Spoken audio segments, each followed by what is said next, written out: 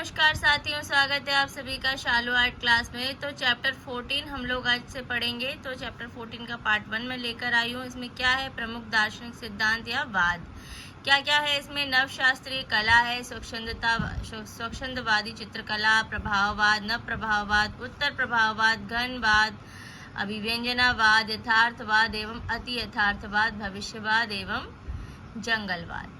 ठीक है, तो हमारा पहला प्रश्न है, आधुनिक कला के वादों का जन्म स्थान था। तो ऑप्शन नंबर डी सही हो जाएगा, फ्रांस।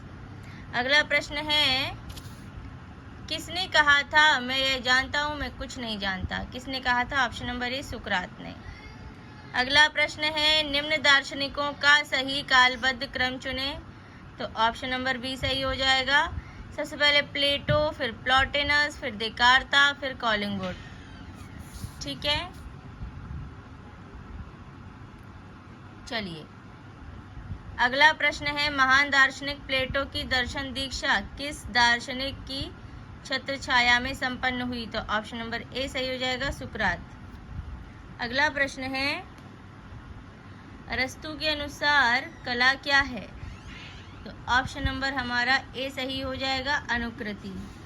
अगला प्रश्न है, महान दार्शनिक अरस्तु ने कला की परिभाषा में किस तत्व को महत्व दिया। ऑप्शन नंबर सी सही हो जाएगा, अनुकरण का सिद्धांत। अगला प्रश्न है, कला क्या है। तो ऑप्शन नंबर डी सही हो जाएगा, कलाकार के अनुभूति से परिपूर्ण चित्रण। अगला प्रश्न है, अनुकरण ही कला का मूल है, किसने कहा। ऑप्शन नंबर सी, अरस्तु ने। अगला प्रश्न है, निम्न में से कौन सा भेद दार्शनिक हीगल द्वारा बताए हुए कला के वर्गीकरण का एक हिस्सा है, एक हिस्सा नहीं है। ऑप्शन नंबर ए सही हो जाएगा, अमूर्त। अगला प्रश्न है, फादर ऑफ एस्थेटिक्स किसे कहा जाता है। ऑप्शन नंबर सी, बाumgarten को।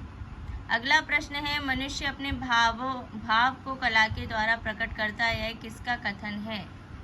तो यहाँ पे हमारा जो है ऑप्शन नंबर सी सही हो जाएगा, रस्किन का। अगला प्रश्न है, विचारक ह्यूम किस भाषा किस राष्ट्र के थे। विचारक ह्यूम, तो ऑप्शन नंबर सी सही हो जाएगा, ब्रिटेन के। अगला प्रश्न है, हेनरी मूर कहाँ के निवासी थे। ऑप्शन नंबर ए, इंग्लैंड के। अगला प्रश्न है, कला एक अभिव्यक्ति है कथन किसने उल्लेखित किया था। ऑप्शन नंबर सी, रस्किन ने। अगला प्रश्न है, डेविड की पेंटिंग सुकरात साक्रेटिस की मृत्यु किस कलावाद के अंतर्गत आती है। तो यहाँ पे हमारा जो है ऑप्शन नंबर बी सही हो जाएगा, नवशास्त्रीयवाद के। अगला प्रश्न है, relief of reason brings forth monster नामक एचिंग सीरीज को किसने चित्रित किया था। ऑप्शन नंबर बी सही हो जाएगा, फ्रांसिस्को डी गोया ने। अगला प्रश्न है, थियोडोर जेरिकॉल्ट किस कला आंदोलन के अंतर्गत आते हैं। ऑप्शन नंबर बी सही हो जाएगा, रोमांसवाद के। अगला प्रश्न है, एडगर डेगा द्वारा चित्रित प्रसिद्ध चित्र बैले नर्तकी किस बात से संबंधित है। ऑप्शन नंबर ए, प्रभाववाद से। अगला प्रश्न है, भारतीय कलाकारों में किस पर प्रभाववाद का प्रभाव है। ऑप्शन नंबर बी सही हो जाएगा, रामकिंकर का। अगला प्रश्न है, भारत के प्रथम प्रभाववादी कलाकार का नाम बताइए। Option number B, N S. Bendre. चलिए साथियों, अगला प्रश्न है हमारा, कौन प्रसिद्ध महिला प्रभाववादी कलाकार हैं। Option number B, Mary Cassatt. अगला प्रश्न है, नव प्रभाववाद का प्रथम चित्र स्नान स्थल किसने बनाया। ऑप्शन नंबर ए, जॉर्ज सोरा ने। अगला प्रश्न है, प्रख्यात चित्र सर्कस के चित्रकार हैं। ऑप्शन नंबर सी, जॉर्ज सोरा।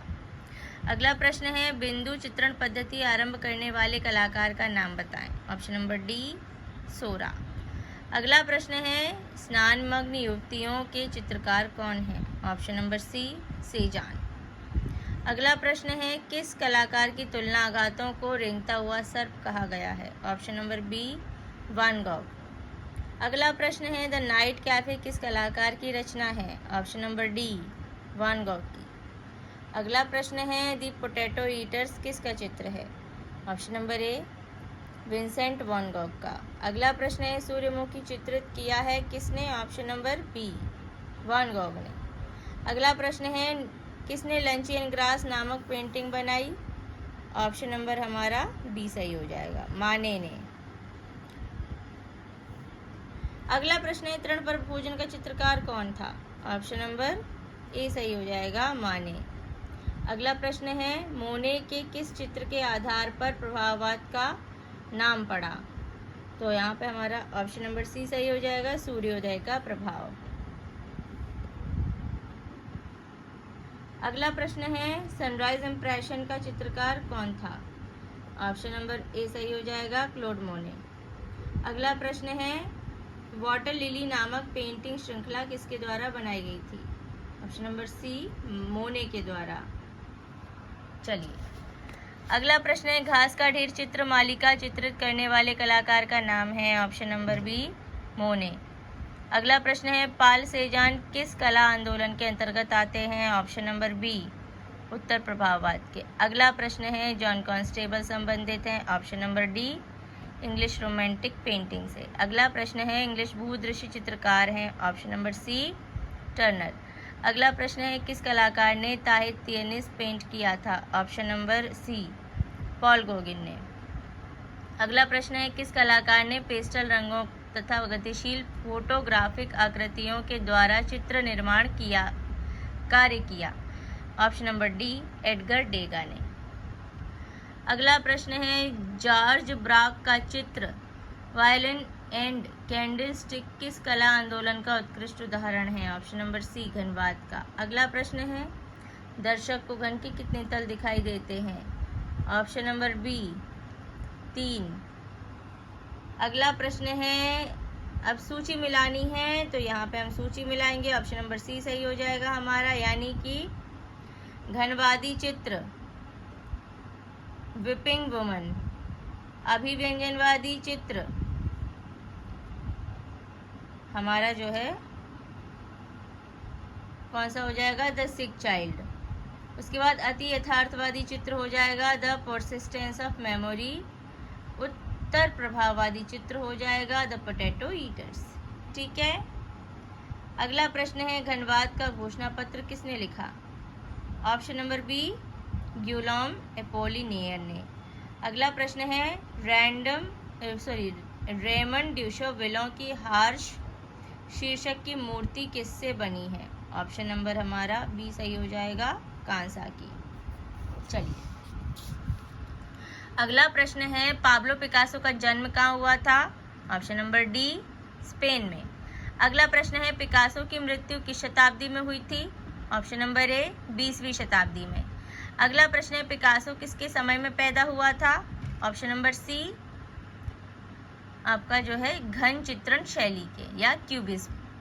अगला प्रश्न है, पाब्लो पिकासो किस वाद से संबंधित है? ऑप्शन नंबर सी, घनवाद से। अगला प्रश्न है, पिकासो की कौन सी पेंटिंग भारतीय डाक टिकट घर छपी? अगला प्रश्न इसका सही आंसर हो जाएगा ऑप्शन नंबर ए, 3 संगीतज्ञ। अगला प्रश्न है, गुएर्निका नामक चित्र किसने चित्रित किया? ऑप्शन नंबर हमारा जो है ए सही हो जाएगा, पिकासो ने। अगला प्रश्न है, प्रख्यात चित्र गुएर्निका किस माध्यम में निर्मित है? ऑप्शन नंबर डी सही हो जाएगा, यानी कि अति यथार्थवादी और घनवादी दोनों में है।